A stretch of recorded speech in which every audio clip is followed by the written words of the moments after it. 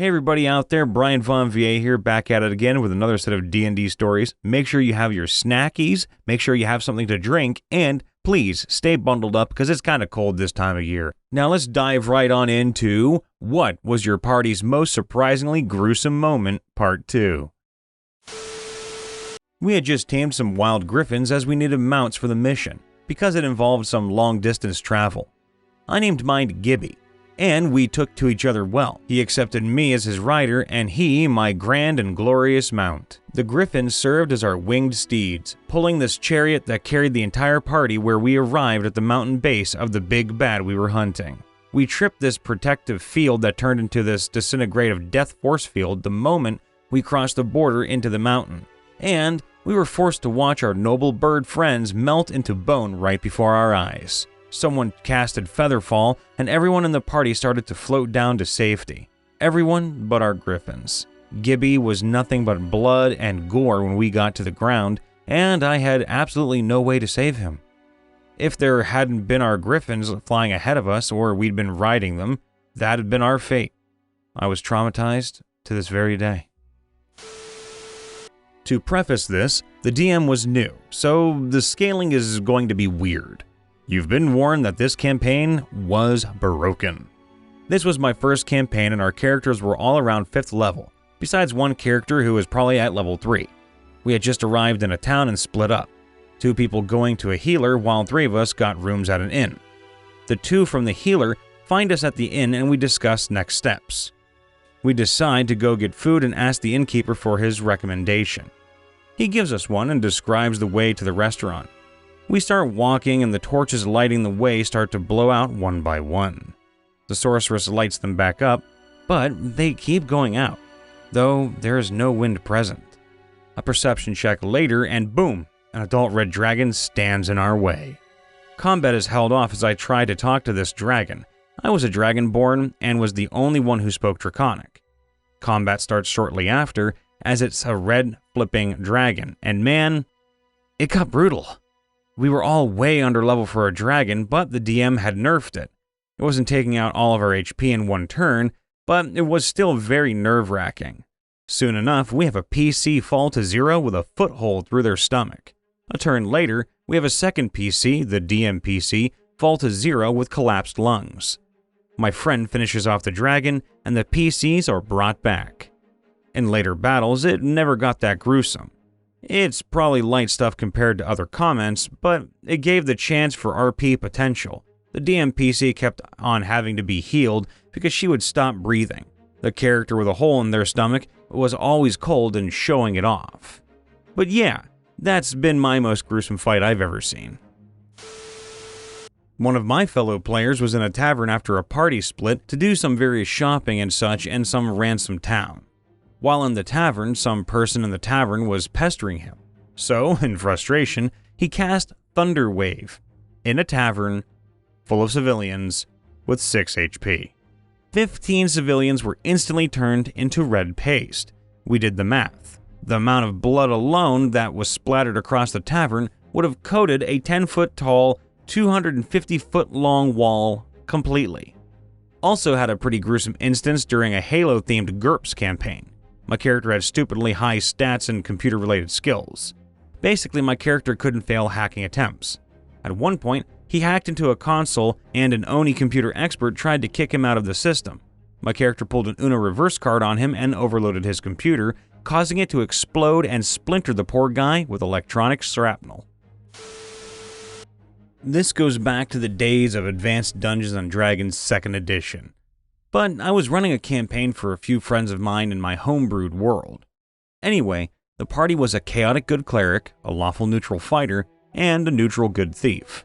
The party had been commissioned to try and delay the vanguard of an invading army from reaching the gates of the city, which was being used as their base of operations.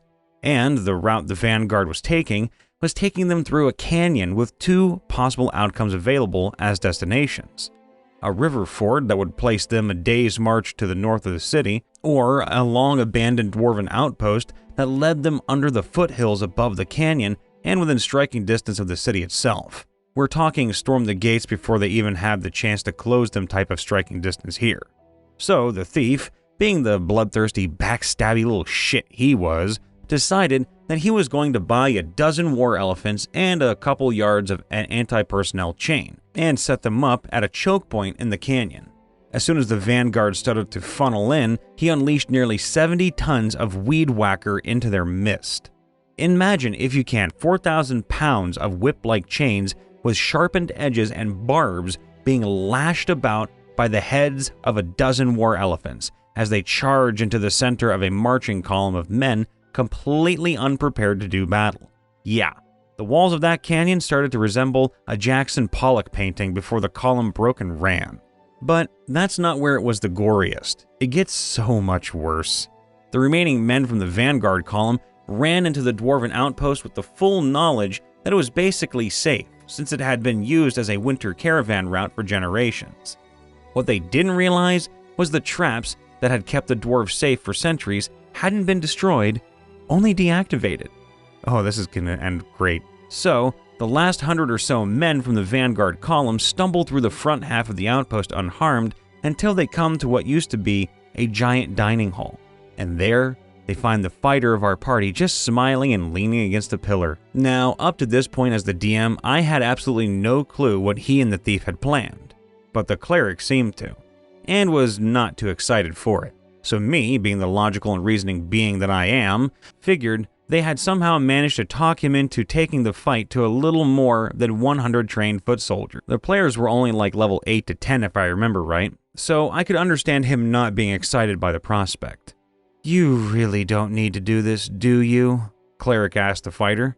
Before he could answer, the thief declares, "I reactivate the spiked door trap they just passed through," and rolls his find remove trap skill and passes, as in rolled a 1%, and basically just reinvented that particular trap, making it even greater than a master dwarven artisan. And just like that, 5,000-pound stone door slams shut with 3-foot-long razor-sharp spike blades protruding from it every 18 square inches. The vanguard column turns in horror at seeing the door slam shut, just as the fighter decides he is going to use a magical item I had given him months ago and completely forgotten about. He decides to use his Ring of the Ram on human bodies, standing less than a dozen feet away, in front of a door covered in bladed steel spikes.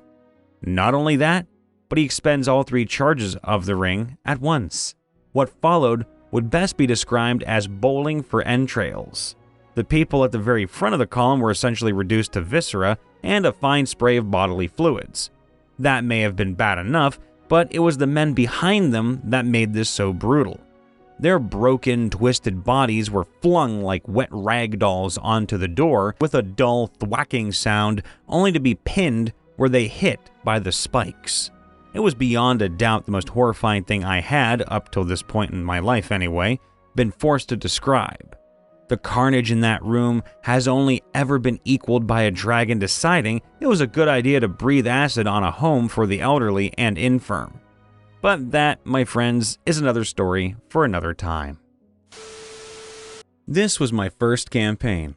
There was only 3 people in the party at this time: an elf ranger, me, a tabaxi rogue, and a halfling sorcerer. We were told to go kill a giant and free some kobolds. Well, while setting up, the halfling sorcerer rolls 2 nat 1s in a row, trying to climb a wall and goes unconscious. So the rogue and I sit behind a rock. When the giant arrives, I rolled highest on initiative, so I cast Hunter's Mark on the giant and shot. Nat 1. I missed so badly the giant didn't see me. The rogue goes next. She throws her dagger and disables one of the giant's legs, but used all her movement to avoid being crushed by the fall. So the giant goes next and knocks her unconscious in 1 hit. She had been having troubles with her HP for some reason, so she had the same HP as I did at level 1. Then, it was my turn. I cast Dreadful Strikes on my bow, draw it back all the way, using the bow's special ability to deal extra damage to enemies bigger than me. I also realized I was still stealthed, and giants were my favorite creature type.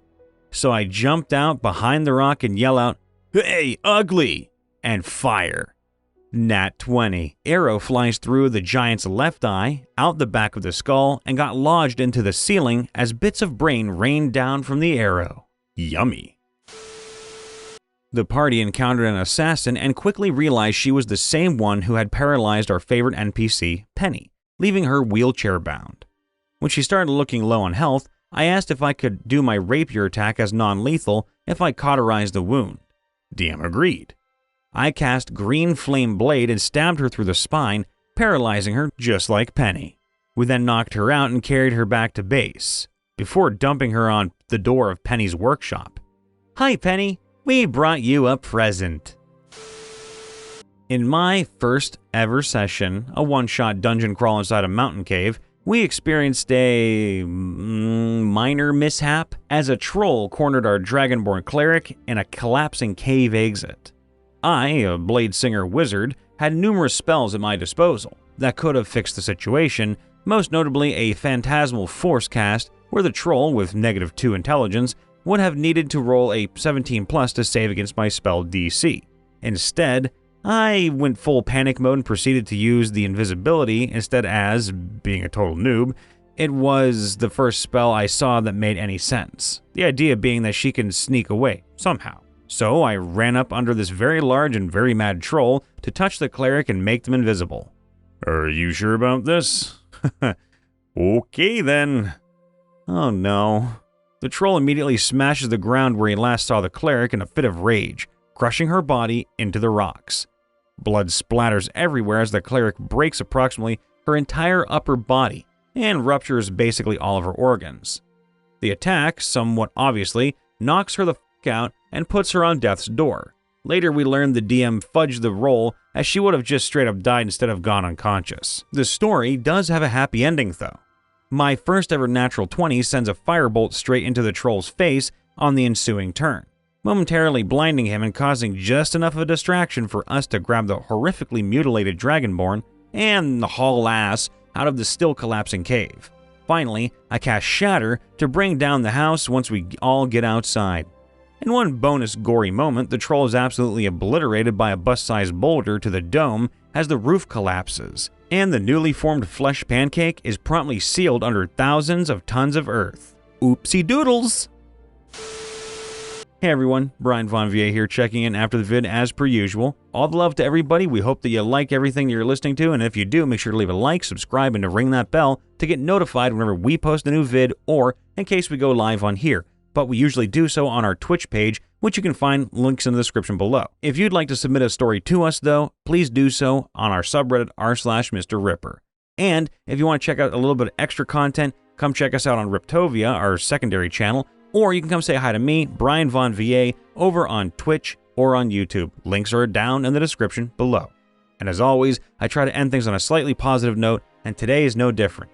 I just wanted to say, really, I'm proud of everybody. I want to know what everybody's been doing this month too. What have you guys and gals out there been up to? What have you guys been doing? What's an accomplishment you've had? Even if it's something small, something minuscule, it's still an accomplishment, right? Still something worthy of praise, right? At least in my eyes. So leave it in the comments below. What have you been up to? What have you accomplished? What have you achieved? We all love you. We'll see you later. Bye for now.